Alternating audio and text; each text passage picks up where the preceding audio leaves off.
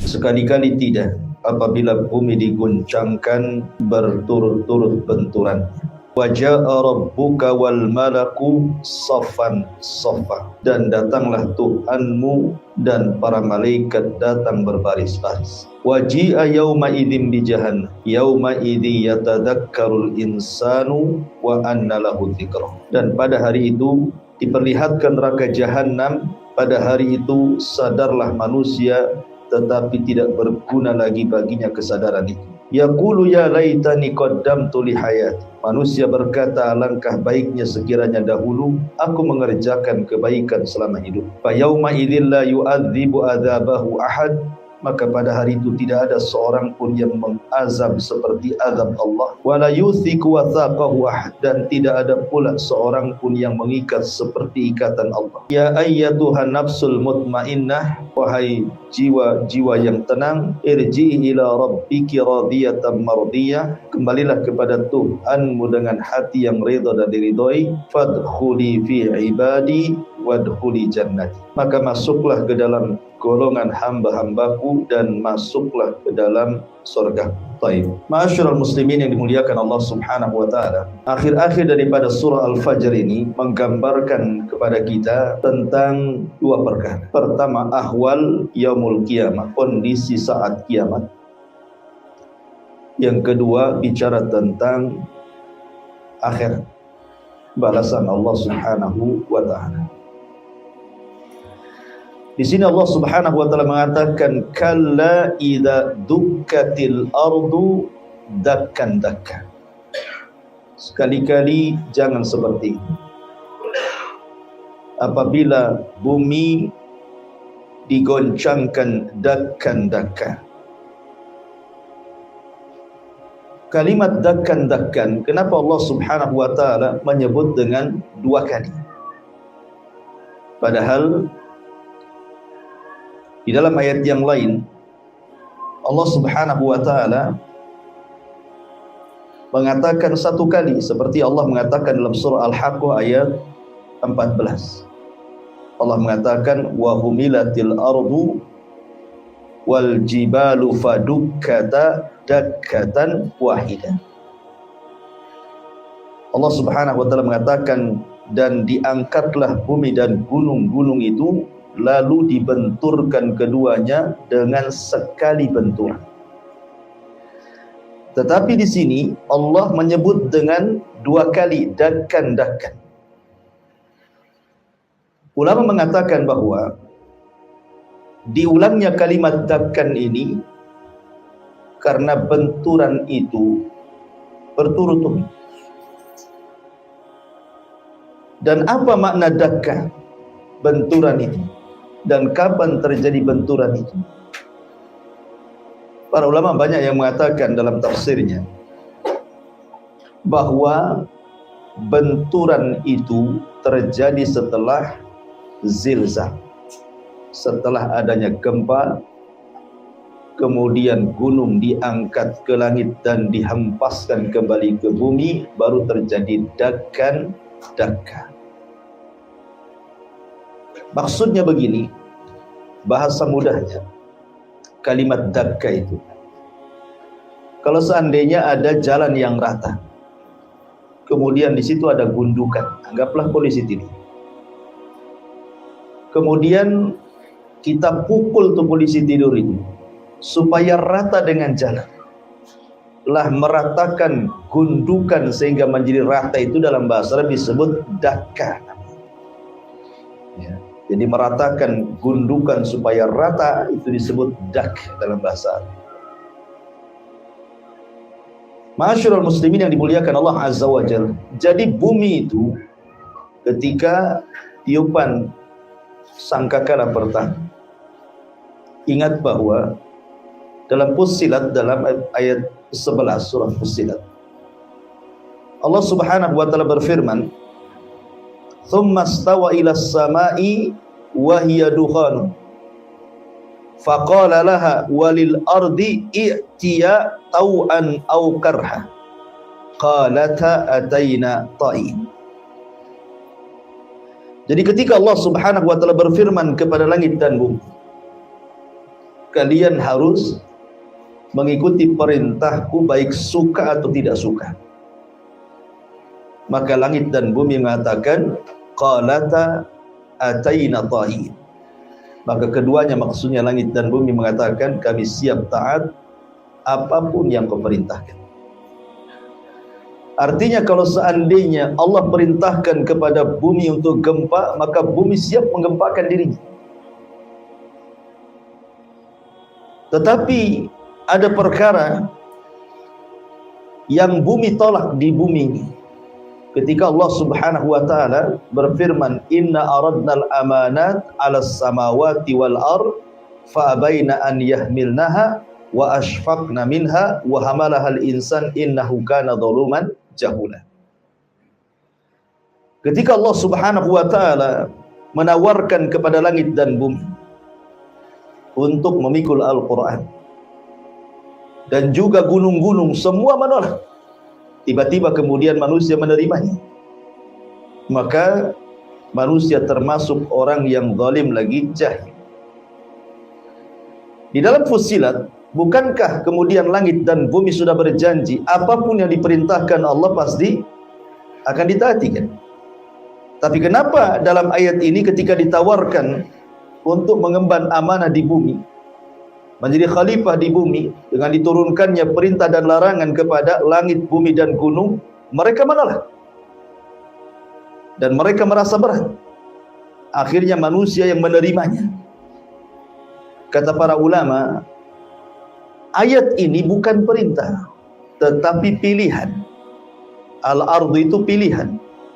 Artinya kalau engkau mau ambil, kalau tidak mau ya enggak masalah, gitu maksudnya. Karena bahasanya inna aradnal amanah, kami tawarkan amanah, bukan perintah. Kalau seandainya Allah memerintahkan langit dan bumi dan gunung, pasti mereka akan taat dengan perintah, kan?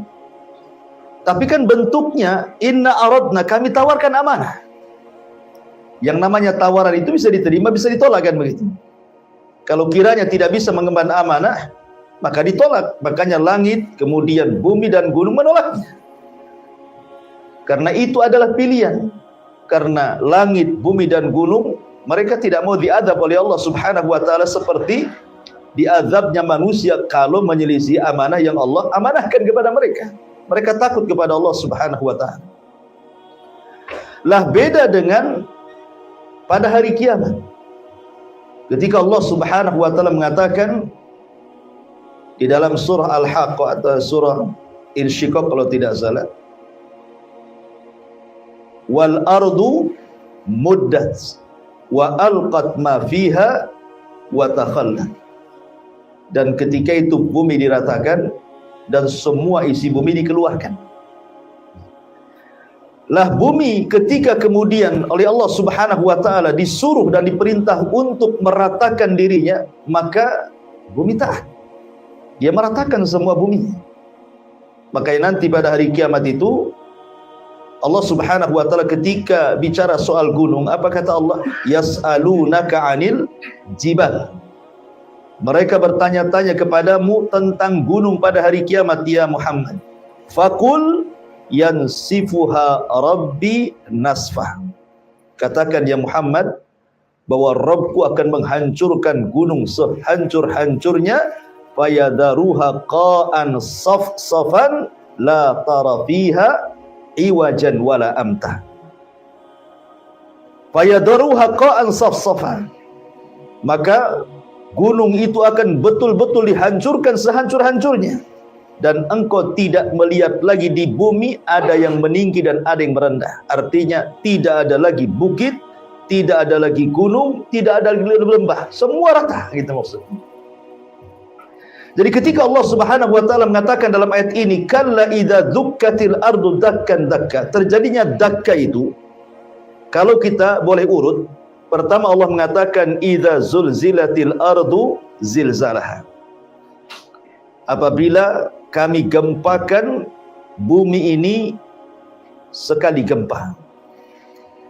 Zilzalaha, lihat di sini zilzalaha. Allah Subhanahu wa taala idhafahkan zilzal kepada bumi. Karena Allah tidak mengatakan idza zulzilatil ardu zilzalan, tidak. Tetapi Allah mengidhafahkan zilzal kepada ha. Ha ini dhamir kata ganti kemana? Kembali ke bumi. Jadi ketika kemudian gempa itu diidhafahkan kepada bumi, maknanya gempa itu bukan di satu tempat. Bukan di Jogja gempa di sini, tidak. Di Padang gempa di sini, tidak. Di Lombok gempa di sini, tidak. Bahkan satu bumi gempa semua, gitu maksudnya. Makanya kemudian zilzal diidhafahkan kepada bumi. Ya. Kemudian Allah mengatakan wa akhrajatil ardu athqalaha. Kemudian Allah keluarkan beban-beban isi bumi, dari emasnya, dari perhiasannya, dari jamrudnya, tetapi sudah tidak berharga lagi. Manusia melihat tidak ada keinginan untuk mengambilnya. Kenapa? Karena pada hari itu dahsyat sekali masalahnya. Jangan lagi cerita masalah melihat emas, melihat perhiasan, menyelamatkan diri saja sudah tidak kepikiran tuh. Makanya manusia mengatakan, malah ada apa ini? Baru kemudian Allah Subhanahu wa taala menjelaskan, yauma idzin tuhadditsu akhbaraha. Ketika itu bumi menghabarkan beritanya bahwa akan terjadi kiamat. Ketika kemudian bumi ini gempa, secara otomatis pasaknya tercabut. Apa pasak bumi? Gunung. Gunung sebagai pasak bumi, tercabutlah pasak itu. Kemudian gunung itu Allah Subhanahu wa taala terbangkan ke langit. Dan Allah mengatakan al-qari'atu mal qari'ah wa ma adraka mal qari'ah yauma yakunun nasu kal farashil mabthuth wa takunul jibal kal ihnil manfush. Maka gunung-gunung itu seperti al-ihn al-manfush, artinya seperti kapas. Kalau antum hambur-hamburkan kapas, kemudian antum kasih angin yang kencang, maka kapas itu akan berhamburan kemana-mana. Itulah kondisi gunung sudah tidak punya kekuatan lagi. Yang isinya bebatuan dan macam-macam gunung itu di dalamnya sudah menjadi lemah. Bahkan kondisi gunung itu seperti kapas, bisa diterbangkan Allah ke langit, kemudian satu dengan yang lain dibentur-benturkan, kemudian dikembalikan ke bumi. Maka seperti saraba fata morgana, seperti yang disebutkan dalam surah An-Naba. Ya. Ma'asyiral muslimin yang dimuliakan Allah Azza wa Jalla, ketika kemudian debu-debu gunung itu yang seperti kapas kesana kemari sudah kemudian dikembalikan, dihempaskan lagi ke bumi, disinilah Allah Subhanahu wa taala firmankan, kalla idza dukkatil ardu dakkan dakka. Nah, ini marhala yang ketiga. Ingatlah ketika bumi kemudian dihempas-hempaskan gitu, dibentur-benturkan supaya rata. Diratakan artinya dakka itu. Seperti saya contohkan tadi, kalau ada jalan kemudian ada yang menggunung, kemudian kita benturkan supaya rata, maksudnya begitu. Jadi bumi itu diratakan. Inilah yang Allah katakan wal ardu muddats. Wal ardu muddats, dan ketika bumi rata, sudah tidak ada lautan, tidak ada hutan, tidak ada kebun, tidak ada gunung, tidak ada lembah, semua rata. Karena air lautan juga sudah tumpah ke daratan, kemudian lautan yang dalam itu sudah teruruk dengan tanah gitu ya, maka tidak ada lagi yang meninggi dan yang merendah. Itulah artinya idza dzukkatil ardu dakkan dakkan. Ma'asyiral muslimin yang dimuliakan Allah Subhanahu wa taala, di dalam ayat yang lain Allah mengatakan dalam surah Al-Waqiah ayat 4, idza rajjatil ardu rajja wa bussatil jibalu bathah. Apabila bumi digoncangkan dengan sedahsyat-dahsyatnya, kemudian Allah mengatakan wa bussatil jibalu bassa, dan gunung-gunung dihancurkan sehancur-hancurnya, fakanat haba'an mumbatha, maka gunung-gunung itu menjadi debu seperti kapas yang berhamburan. Lah inilah kondisi bumi. Kalau kondisi langit, tentu langit akan pecah. Yang Allah katakan wa futihatis sama fakanat abwaba, dan ketika pintu-pintu langit dibuka, kemudian wa nuzzilal malaikatu tanzila, malaikat turun semuanya, kemudian bumi digulung oleh Allah Subhanahu wa taala, langit digulung oleh Allah Subhanahu wa taala. Itu kondisi langit. Setelah kemudian bintangnya dijatuh-jatuhkan, dibentur-benturkan satu dengan yang lain. Inilah kondisi langit dan kondisi bumi pada hari kiamat. Kemudian Allah Subhanahu wa taala mengatakan, kalla idza dukkatil ardu dakkan dakka. Kemudian Allah mengatakan, wa jaa rabbuka wal malaku saffan saffa, dan datanglah Tuhanmu sementara malaikat berbaris-baris. Kapan ini terjadi? Ketika Israfil meniupkan sangkakala yang kedua, maka di situ terjadi dua peristiwa yang disebut dengan al-ba'tsu dan an-nusyur. Apa bedanya al-ba'tsu? Apa bedanya nusyur di sini? Sering kita dengar al-ba'tsu wan nusyur.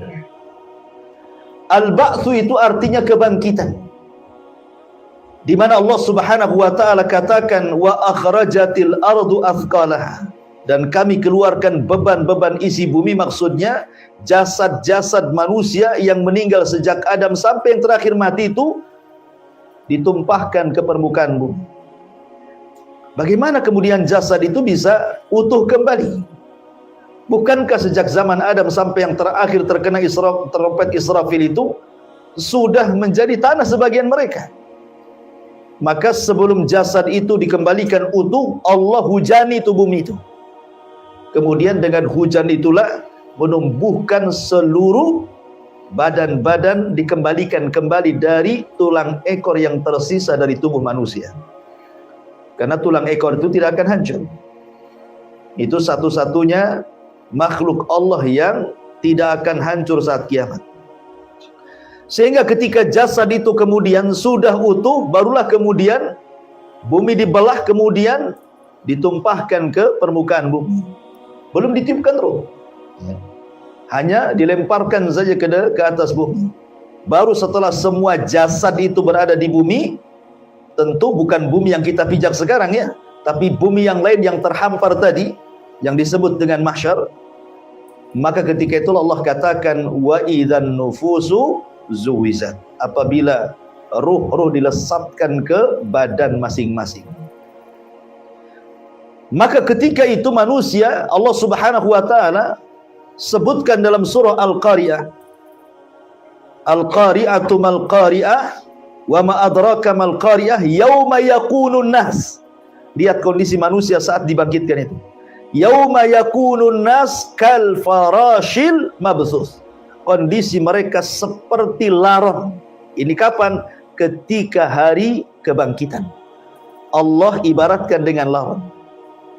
Ingat bahwa bumi yang kita pijak sekarang dengan bumi yang kelak kita pijak di padang mahsyar itu berbeda. Kalau bumi sekarang ini masih ada gaya gravitasi namanya. Orang tidak bisa terbang karena tersedot bumi kan, dengan gaya gravitasi itu. Tetapi bumi ini sudah tidak ada hubungan lagi dengan manusia nanti pada hari kiamat. Bumi sudah terpisah dengan manusia, sehingga tidak ada gravitasi lagi. Sehingga manusia itu terbang ke sana kemari. Makanya Allah Subhanahu wa taala istilahkan dengan laron. Laron kan terbang. Ya. Ke sana kemari, kan binatang banyak. Kenapa laron yang diistilahkan? Karena sudah tidak ada lagi gravitasi di situ. Artinya sudah terpisah bumi dengan manusia. Maka kondisi ketika manusia dibangkitkan itu terbang ke sana kemari. Dan Allah Subhanahu wa taala sebutkan di dalam Al-Qur'an, yauma yafirrul mar'u min akhi wa ummihi wa abi wa sahibatihi wa banih likulli imri'in minhum yauma idzin sya'nun yughni. Di mana orang lari dari kawannya, lari dari orang tuanya, lari dari anak istrinya, masing-masing sibuk menyelamatkan dirinya. Yang dari timur ke barat, yang dari barat ke utara. Pokoknya enggak jelas, namanya laron. Anda bisa lihat terbangnya laron itu. Kalau ada lampu datang laron. Beraturan enggak terbangnya laron? Tidak beraturan. Kadang nabrak satu dengan yang lainnya, besoknya sudah bergelimpangan semua di lantai. Itulah kondisi laron. Jadi manusia seperti itu. Ya, ini disebut al-ba'tsu namanya, kebangkitan. Ya. Dan ketika manusia dibangkitkan itu, kata Nabi SAW, yuhsyarun nas yaumal qiyamah khufatan uratan ghurlan buhman. Jadi manusia ketika dibangkitkan itu tidak dikhitan, tidak beralaskan sandal, tidak berpakaian, bahkan tidak membawa harta di badan. Aisyah radhiyallahu anha bertanya kepada Nabi SAW, kalau semua orang telanjang wahai Rasul, karena Aisyah ini pemalu, bagaimana dengan aurat kami? Nanti kami dipandang orang.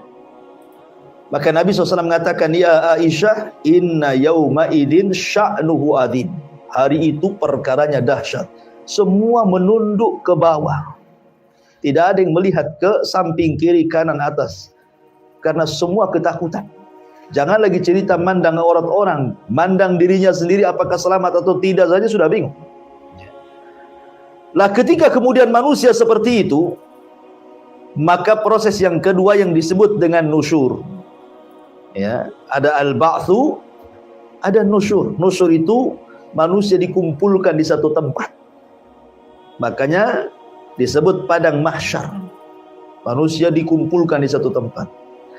Lah ketika itulah ketika manusia terbang ke sana kemari, tidak jelas gitu apa tujuan mereka itu.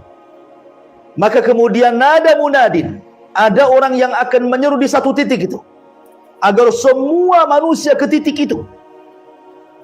Itu disebut nusyur. Makanya Allah Subhanahu wa taala permisalkan ketika manusia menuju ke satu titik alias nusyur, Allah Subhanahu wa taala katakan kal jaradil muntashir, seperti belalang yang terbang. Kalau tadi seperti laron yang berhamburan, ini seperti belalang yang terbang. Karena belalang itu kalau dia terbang dengan koloninya jelas terbangnya. Ya. Kalau laron dia terbang dengan koloninya tidak jelas, dia nabrak sana nabrak sini. Kalau belalang itu jelas dia ke titik mana gitu ya. Lah Allah Subhanahu wa taala gambarkan seperti belalang tuh. Jadi manusia ketika yaumun nusyur itu diarahkan ke satu titik, itulah manusia disebut mahsyar. Mahsyar itu kumpul di satu titik, dan mahsyar itu terjadi di dua tempat. Pertama di bumi, yang kedua di akhirat. Kapan di bumi? Ketika akhir daripada alamat kiamat besar. Akhir alamat kiamat besar itu apa? Yakhrujun nar min qa'ri adni Yaman. Jadi akan keluar api burkan dari bawah Aden yang berada di Yaman. Api itu akan menyembur ke bumi, ke atas bumi, dan menggiring manusia. Api itu akan melahap setiap yang kena api tersebut, kecuali manusia. Karena api tidak diperintah untuk membakar manusia, hanya menggiring saja. Ya. Jadi manusia satu dunia digiring oleh api itu ke satu titik, di mana? Di Syam. Ya. Disinilah ketika manusia berkumpul, atau disebut dengan mahsyar, ardul mahsyar, bumi tempat berkumpulnya manusia di Syam. Maka disitulah Allah Subhanahu wa taala kiamatkan alam semesta dengan disuruhnya Israfil meniup sangkakala yang pertama. Lah ardul mahsyar yang kedua, inilah yaumun nusyur ini. Ketika manusia kemudian dipanggil, kemudian mereka tertuju ke satu titik. Itu baru mahsyar yang kedua, di mana manusia akan berkumpul di situ. Lah ketika manusia betul-betul dikumpulkan di situ, mereka tidak tahu apa yang mereka harus lakukan. Tiba-tiba kemudian Allah gelapkan suasana. Tidak ada yang bisa melihat satu dengan yang lain. Allah gelapkan semuanya. Ketika Allah Subhanahu wa taala gelapkan inilah, akhirnya kemudian manusia merasa sesak dadanya. Antum saja berada di kegelapan. Orang yang biasa terang tiba-tiba gelap gitu kan sesak tuh dadanya. Manusia mulai sesak dadanya. Ada apa ini? Ya. Akhirnya kemudian manusia mulai kemudian bertanya-tanya dalam kegelapan itu satu dengan yang lain. Ayo kita, aina Adam, di mana Adam? Kita minta syafaat kepada Adam alaihi salatu wassalam, agar Adam meminta kepada Allah agar cepat keputusan kita ini. Ada apa tiba-tiba digelapkan seperti ini sehingga satu dengan lain tidak bisa memandang. Maka mulailah kemudian sebagian mereka dalam kegelapan itu menuju Adam dan mengatakan, ya Adam, anta abul bashar, engkau bapak manusia. Allah ciptakan dengan tangannya, Allah tiupkan ruhnya langsung kepada dirimu dan para malaikat sujud kepadamu. Ishfa' lana ila rabbik. Mintalah syafaat kepada Rabb. Ala tara ila ma nahnu fih. Tidakkah kau lihat kondisi kami ini? Ya, tapi ada mengatakan tidak bisa. Aku pernah berbuat dosa sehingga membuat Allah murka, di mana Allah tidak pernah murka sebelum dan sesudahnya. Nafsi, nafsi, urus diri kalian. Sebaiknya cobalah kau datang kepada Nuh alaihi salatu wassalam. Jawaban Nuh sama. Kemudian kata Nuh, cobalah datang kepada Ibrahim. Jawaban Ibrahim sama. Kemudian kata Ibrahim, cobalah datang kepada Musa. Jawaban Musa sama. Kata Musa, cobalah datang kepada Isa. Ini semua ulul azmi. Ya, Nuh, Ibrahim, Musa, Isa, ini ulul azmi semuanya. Kalau ulul azmi tidak bisa memberikan syafaat, bagaimana kemudian nabi-nabi yang bukan deretan ulul azmi, kan begitu? Karena ulul azmi itu paling tinggi dari para nabi dan rasul. Baru setelah Isa tidak menyebutkan uzurnya, tapi Isa mengarahkan, cobalah kalian datang kepada Muhammad sallallahu alaihi wasallam. Akhirnya manusia datang kepada Rasulullah dan mengatakan, ya Muhammad, ishfa' lana ila rabbik. Akhirnya kemudian mereka mengatakan, ya Muhammad, cobalah minta syafaat kepada Rabb. Tidakkah kau lihat kondisi kami? Akhirnya Nabi SAW mengatakan, analah, akan ku coba. Maka Nabi SAW terbang ke langit disaksikan manusia. Sekali lagi, karena waktu itu orang bisa terbang sesuai dengan amalannya. Ya amalannya mungkin kurang, ya terbangnya pendek. Ya kalau amalannya tinggi, ya bisa tinggi gitu ya. Ya. Kemana Rasul terbang? Menuju Arsy. Ya. Menuju Arsy Allah Subhanahu wa ta'ala. Manusia menyaksikan semuanya. Ketika Nabi SAW sampai di bawah Arsy Allah Subhanahu wa ta'ala, Rasul diilhamkan untuk sujud. Maka Rasul pun sujud. Kemudian lama Rasul sujud, terus memuji Allah Subhanahu wa ta'ala. Akhirnya Allah mengatakan, irfa ra'saka ya Muhammad, sal tu'ta, qul tusma, ishfa' tushaffa. Wahai Muhammad, angkat kepalamu. Minta kau beri. Bicara kau dengar. Mintalah syafaat, kau beri syafaat. Subhanallah. Nabi SAW tidak pernah berpikir soal keluarga. Rasul tidak mengatakan, ya Rabb, bagaimana anakku Fatimah, bagaimana anakku Zainab, Ummu Kulthum, ya, Ruqayyah, cucuku Hasan, Husain. Enggak, bukan itu yang dipikirkan Rasul. Rasul yang mengatakan ummati, ummati, umatku, umatku, katanya. Kemudian Allah mengatakan, ada apa dengan umatmu? Maka Nabi SAW, ya Rabb, di antara umatku ada orang-orang yang masuk ke dalam neraka. Maka kemudian Allah Subhanahu wa ta'ala mengatakan, kalau demikian pergilah temui umatmu. Maka barang siapa, faman kana fi qalbihi mithqala habbatin min burrin minal iman fa akhrijhu minan nar. Cari di antara umatmu, kalau dalam hatinya masih ada sebiji gandum keimanan, keluarkan dia dari neraka. Kemudian Rasul mengatakan, berapa banyak? Ya, berapa banyak ya Allah? Kata Allah Subhanahu wa ta'ala, sebanyak-banyaknya. Puas sampai di sini? Tidak. Setelah Rasul kemudian menyelamatkan umatnya yang punya keimanan walaupun satu biji gandum dari keimanan agar tidak masuk ke dalam neraka, Rasul datang lagi menghadap Allah kemudian sujud. Sujud yang lama. Kemudian Allah mengatakan, ya Muhammad, irfa ra'saka, sal tu'ta, qul tusma, ishfa tushaffa. Ayo, minta lagi, ku beri. Katakan kau didengar, mintalah syafaat, kau akan kuberi syafaat. Maka Rasul tetap mengatakan, ummati, ummati, ya Rabb, di antara umatku masih ada orang yang masuk neraka. Maka kemudian Allah mengatakan, kalau begitu pergilah. Faman kana fi qalbihi mithqala habbatin min khardalin min imanin fa akhrijhum minan nar. Cari umatmu, kalau seandainya di antara umatmu ada orang yang dalam hatinya keimanan walaupun sebiji atom, berarti lebih kecil daripada biji gandum. Karena atom itu, kalau antum buka jendela, kemudian ada cahaya masuk ke kamar, antum lihat tuh, di cahaya itu kan ada macam debu-debu tuh, dan itu hanya bisa dilihat ketika ada cahaya. Ya. Artinya bahwa kalau ada di antara umatmu yang punya keimanan sebiji itu, keluarkan dari neraka. Kata Rasul, berapa banyak ya Rabb? Sebanyak-banyaknya. Kemudian Rasulullah SAW datang lagi, sujud lagi, nggak puas itu. Akhirnya kemudian Allah Subhanahu wa Ta'ala, kalau begitu carilah di antara umatmu kalau masih ada dalam hatinya lebih kecil 3 kali, ya, dari biji atom keimanan, keluarkan dari neraka. Biji atom saja susah untuk dilihat kecuali ada cahaya. Ini 3 kali lipat lebih kecil daripada biji atom itu. Keluarkan dari neraka, katanya. Luar biasa. Kemudian Rasul tidak puas, sujud lagi. Sampai akhirnya Rasul mengatakan, ya Rabb, di antara umatku ada yang masih masuk neraka. Kemudian Rasul mengatakan, ya Rabb, berikan syafaat kepada orang yang dalam hatinya ada kalimat la ilaha illallah. Maka Allah mengatakan, ya Muhammad, itu bukan urusan. Ya, orang yang mengucapkan kalimat itu sudah urusanku, kata Allah. Sudah pasti aku selamatkan lah, kan itu.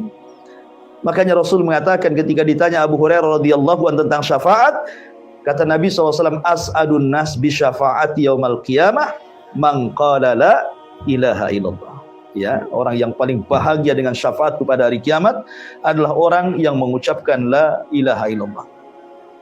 Lah ma'asyiral muslimin yang dimuliakan Allah Subhanahu wa taala, lah ketika selesai syafaat inilah baru berlaku ayat ini. Ya.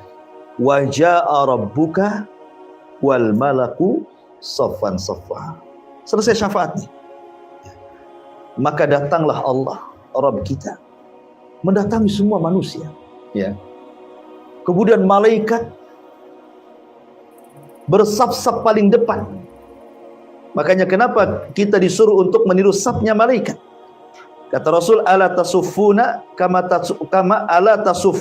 tasuful malaika. Tidakkah kalian merapatkan saf-saf kalian dalam solat seperti malaikat ketika merapatkan saf mereka menghadap Allah? Ya, artinya luar biasa malaikat takzimnya kepada Allah itu. Ya, kalau kita analogikan itu seperti barisan tentara, kan rapi, ya kan, lurus, rapat gitu ya. Tapi tentu malaikat jauh lebih baik safnya dibandingkan para tentara, kan begitu. Kita disuruh meniru safnya malaikat. Lah ketika kemudian Allah Subhanahu wa taala datang, malaikat bersaf-saf, di sini Allah Subhanahu wa taala berfirman. Apa firman-Nya? Allah Subhanahu wa taala menyebutkan di dalam surat Ar-Rahman, ya ma'syaral jinni wal insi in istata'tum an tanfudu min aqtaris samawati wal ard fanfudu la tanfuduna illa bisultan. Allah berfirman kepada manusia dan jin. Kita tahu bahwa ketika di dunia jin bisa naik ke langit, bisa terbang dia ke langit untuk mencuri dengar percakapan malaikat Jibril kepada malaikat di langit pertama. Kemudian ketika mendapatkan satu kalimat, maka satu kalimat akan disampaikan kepada jin yang di bawahnya, sampai kepada jin yang ada di bumi. Artinya jin diberikan kekuatan bisa terbang sampai di atas awan mendengar percakapan para malaikat di langit sana. Manusia ketika di bumi juga bisa terbang dengan teknologi mereka, kan? Bisa kita terbang dengan pesawat, akhirnya waktu yang sangat jauh menjadi singkat. Dari Batam ke Jakarta kalau naik feri berapa hari? Naik pesawat cuma 1 jam saja sampai di sana. Ya, kalian di bumi bisa terbang ke sana kemari. Allah Subhanahu wa taala katakan, ya ma'syaral jinni wal insi, hei jin dan manusia, in istata'tum an tanfudu min aqtaris samawati wal ard. Kalau kalian sanggup untuk terbang ke atas, ke langit, atau berpindah dari satu tempat ke tempat berikutnya di bumi, lakukan sekarang. Bisa nggak kalian? Kan itu ya. Iya, kalian sombong di bumi, kalian bisa lah naik pesawat ke sana kemari, bahkan bisa buat pesawat. Kalian jin bisa terbang ke sana kemari. Sekarang lakukan sekarang. Bisa nggak kalian, gitu maksudnya? Bisa kalian terbang ke langit atau berpindah dari satu tempat ke tempat yang lain? La tanfuduna illa bisultan. Kalian tidak sanggup melakukannya kecuali karena kuasa Allah Subhanahu wa taala. Kenapa? Karena manusia dan jin itu semua dikelilingi malaikat. Mau lari kemana? Ya. Mau lari kemana? Mereka tidak bisa lari di padang mahsyar itu. Malaikat bersaf-saf di situ. Sementara Allah kemudian memberikan tahaddi, ya, semacam tantangan kepada manusia dan jin. Kalau kalian di dunia bisa terbang ke sana kemari, sekarang buat sekarang, ya. Kalian jin buat sekarang. Ya tidak bisa lah. Pakai apa? Ya. Pakai apa sekarang di hadapan Allah? Lah ketika itulah maka Allah Subhanahu wa taala kemudian meminta agar semua manusia sejak Adam sampai yang terakhir termasuk semua jinnya untuk menghadap Allah Subhanahu wa taala. Wujuhu yauma idzin khasyiyah. Ketika itu ada wajah-wajah yang tertunduk lesu. Ya. Di hadapan Allah Azza wa Jalla. Ya. Baru setelah itu kemudian dibagi-bagi. Masing-masing nabi dengan umatnya. Masing-masing nabi dengan umatnya. Lah ketika itulah kemudian didatangkan catatan dan timbangan. Maka Allah Subhanahu wa taala lanjut firman-Nya, setelah itu waji'a yauma idzin bi jahannam. Tiba-tiba Allah perintahkan para malaikat untuk menggeret jahannam. Bayangkan jahannam digeret, dihadapkan kepada manusia yang kumpul di padang mahsyar, di mana kata Rasulullah tali kekangnya saja itu jumlahnya 70.000. Satu kali tali kekang yang menggeret 70.000 malaikat. Malaikat ini kekuatannya luar biasa. Kalau satu tali 70.000 malaikat yang menggeret gitu ya jahannam, sementara tali kekangnya itu 70.000, besar sekali jahannam itu. Dan itu akan dihadapkan di hadapan manusia itu. Lah ketika kemudian jahannam sudah dihadapkan kepada manusia, Allah bagi manusia menjadi 3. Yang pertama as-sabiqun as-sabiqun, orang-orang yang ketika di dunia as-sabiqun as-sabiqun, orang-orang yang luar biasa, mereka taat kepada Allah dari kalangan para nabi, para rasul, ya. Dan orang-orang yang memang mereka mengikuti para nabi dan rasul supaya naik ke langit, naik ke atas. Jadi jahannam di bawahnya, ya. Kemudian kelompok yang kedua ashabul yamin, suruh naik ke atas. Maka ashabul yamin pun naik ke atas dan jahannam di bawahnya. Tinggal kelompok yang ketiga, kelompok zalimul li nafsi, orang-orang yang zalim. Mereka tidak bisa naik. Di hadapan mereka jahannam. Ketika itulah Allah katakan yauma idzin yatadzakkarul insanu wa anna lahu dzikra. Orang-orang zalim ini mengatakan yauma idzin, maka pada hari itu sadarlah manusia, ya. Wa anna lahu dzikra. Lalu apakah manfaat kesadaran? Enggak bisa. Kalau sudah di hadapan jahannam itu sudah bukan lagi hari amal, itu sudah hari hisab namanya. Makanya kemudian mereka berdoa kepada Allah Subhanahu wa taala, Rabbana absarna wa sami'na farji'na na'mal salihan, katanya. Ya Rabb, kami sudah melihat, kami sudah mendengar, farji'na na'mal salihan. Bisa enggak kau kembalikan kami ke bumi, katanya. Kembalikan ke bumi. Farji'na na'mal salihan, supaya kita beramal soleh. Mustahil, ikhwan. Jangan lagi orang-orang yang di padang mahsyar. Orang-orang yang di kuburan saja mengatakan laula akhartani ila ajalin qarib la asaddaqa wa akum minas salihin, kan begitu. Orang-orang yang di kuburan tuh, mereka mengatakan, ya Rabb, kalaupun kau hidupkan satu hari jadilah, atau sesaat saja jadilah, supaya aku bisa sedekahkan semua hartaku daripada jadi rebutan ahli waris, dan biar aku bergabung dengan orang-orang soleh. Mungkin kuburan itu masih dunia, belum akhirat loh. Itu saja mustahil bisa menembus benteng yang disebut dengan barzah itu. Apalagi sudah hari kiamat. Angan-angan sajalah ketika mereka mengatakan absarna wa sami'na farji'na na'mal salihan inna muqinun. Ya Rabb, kami sudah melihat, ya Rabb, kami sudah mendengar, tolong kembalikan kepada bumi, kami sudah yakin loh. Waktu di dunia kalian memang enggak yakin dengan neraka, kan begitu. Makanya di sini manusia mengatakan Allah mengatakan yauma idzin yatadzakkarul insanu wa anna lahu dzikra. Pada hari itu manusia baru sadar. Tapi apakah guna kesadarannya? Tidak. Sehingga yaqulu ya laitani. Ya laitani, apa gunanya ya laitani itu? Duhai kiranya. Kalimat ini enggak ada gunanya. Duhai kiranya itu. Mereka mengatakan yaqulu ya laitani qaddamtu li hayati. Duhai kiranya, alangkah baiknya sekiranya dahulu aku mengerjakan kebaikan-kebaikan untuk hidupku. Ya. Kenapa ketika di dunia kita tahu pahala solat kalian tidak solat, kalian punya harta bisa umroh tidak umroh, kalian punya harta bisa haji tidak haji, kalian punya harta bisa berikan fakir miskin tidak juga, kemudian malah bakhil. Kalian bisa solat malam, kenapa tidak? Ya. Kalian bisa datang ke majelis taklim, kenapa malas? Ya.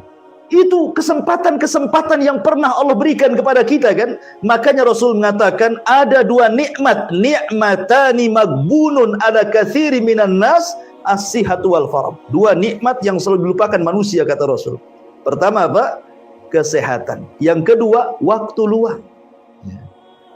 Ada orang punya waktu, pengen datang ke pengajian, tapi pula asam urat kambuh, tak bisa jalan. Bisa datang? Nggak bisa.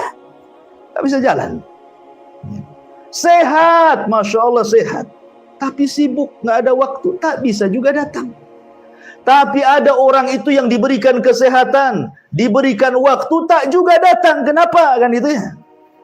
Kemudian tiba-tiba pada hari kiamat dia mengatakan yaqulu ya laitani qaddamtu li hayati. Ya, mereka berkata alangkah baiknya sekiranya dahulu aku mengerjakan kebaikan untuk hidupku. Mustahil, ini kalimat angan-angan ikhwan. Ya. Apakah kemudian kalimat ini harus kita ucapkan pada hari kiamat setelah kita mendengar perkara ini? Alangkah bodohnya orang ini. Kita sudah baca nih gambaran-gambaran kiamat kan.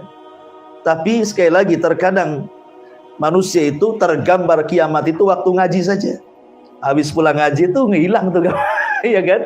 Persis seperti yang dikatakan seorang sahabat Nabi SAW, Hanzalah. Kami kalau hadir di majelis Nabi, Nabi cerita neraka, kainan neraka ada di mataku katanya. Ya. Tapi ketika kami pulang sibuk dengan anak istri pekerjaan, hilanglah cerita neraka itu. Itu sahabat loh ya. Apalagi antum. Ya. Ini sahabat yang mengatakan seperti itu, apalagi kita gitu. Jadi kita ini terbayang neraka waktu ngaji saja. Itu pun yang nggak tidur, yang tidur ya nggak tahu lah ngomong apa lah Ustaz ini kan, nggak dapat apa-apa dia. Ya, Masyarul muslimin yang dimuliakan Allah Azza. Intinya bahwa di sini Allah mengatakan yaqulu ya laitani qaddamtu li hayati. Kemudian Allah mengatakan fa yauma idzin la yu'adzibu adzabahu ahad. Maka pada hari itu tidak ada seorang pun yang mengadab seperti adab Allah. Di dunia kita pernah mendengar kisah Ashabul Uhdud. Bagaimana Ashabul Uhdud itu dibakar hidup-hidup loh. Dan tidaklah mereka dibakar kecuali karena mereka beriman kepada Allah. Dibakar. Itu nggak seberapa. Bagi Allah nggak seberapa azab seperti itu. Ada yang disiksa luar biasa. Di dunia, sebutkan siksaan terganas di dunia ini, sebutkan kisahnya seperti apa. Itu nggak seberapa siksaan itu. Kenapa? Karena Allah mengatakan fa yauma idzin la yu'adzibu adzabahu ahad. Maka pada hari itu tidak ada seorang pun yang mengadab seperti adab Allah. Dahsyat sekali adabnya.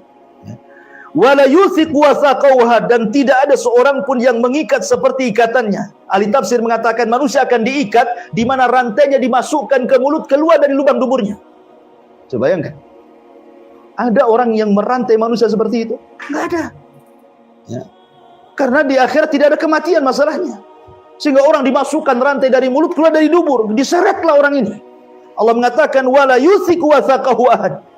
Tidak ada seorang pun yang mengikat seperti ikatan Allah Subhanahu wa taala. Harusnya kan mendengar kalimat-kalimat seperti ini kan ngeri. Karena Allah Subhanahu wa taala mengatakan tetapi bagi orang-orang yang beriman tentu akan berbeda tempat kembalinya. Allah mengatakan ya ayyatuhan nafsul mutmainnah irji'i ila rabbiki radiyatan mardiyah fadkhuli fi ibadi wadkhuli jannati.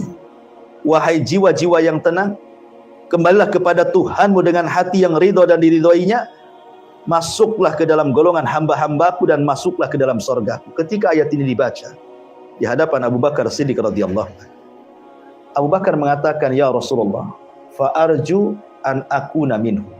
Ya Rasul, aku berangan-angan bahwa aku seperti mereka orang-orang yang dibacakan ayat ini. Wahai jiwa yang tenang, ya, keluarlah, temui Rabbmu dalam penuh radiyatan mardiyah. Ada yang mengatakan bahwa wajah penduduk sorga itu terbagi menjadi 4 wajah pada hari kiamat. 2 wajah sebelum masuk sorga dan 2 wajah ketika masuk sorga. Wajah yang pertama sebelum masuk sorga adalah wajah yang putih, yang Allah firmankan yauma tabyaddu wujuh. Ada wajah-wajah yang putih-putih semuanya. Kapan itu? Ketika membaca awal kali catatannya. Jadi ketika dia membaca yang baik, memutih wajahnya. Kemudian terus membaca makin putih, makin putih, makin putih. Dan itu wajahnya ahli sunnah wal jamaah. Wajahnya orang-orang yang isi catatannya semua kebaikan. Kemudian selesai dia membaca catatannya, wajahnya berubah menjadi musfirah. Yauma idzin pada hari itu ada wajah-wajah yang musfirah, dhahikatun mustabsirah. Ada wajah-wajah musfir. Musfir itu artinya cahaya yang keluar dari wajah yang putih. Jadi bukan hanya putih saja, ada cahayanya keluar. Kenapa? Karena bahagia. Saking bahagianya dia sombong di hadapan orang. Ha umuqra'u kitabiyah. Baca kitabku katanya. Karena dia sudah tahu isinya baik semua. Musfirah. Kemudian wajah yang ketiga ketika masuk ke dalam surga. Wujuhu yauma idzin na'imah. Ada wajah-wajah pada hari itu yang na'imah. Na'imah itu wajah-wajah yang kalau kita melihat kenikmatan, macam manalah raut muka kita.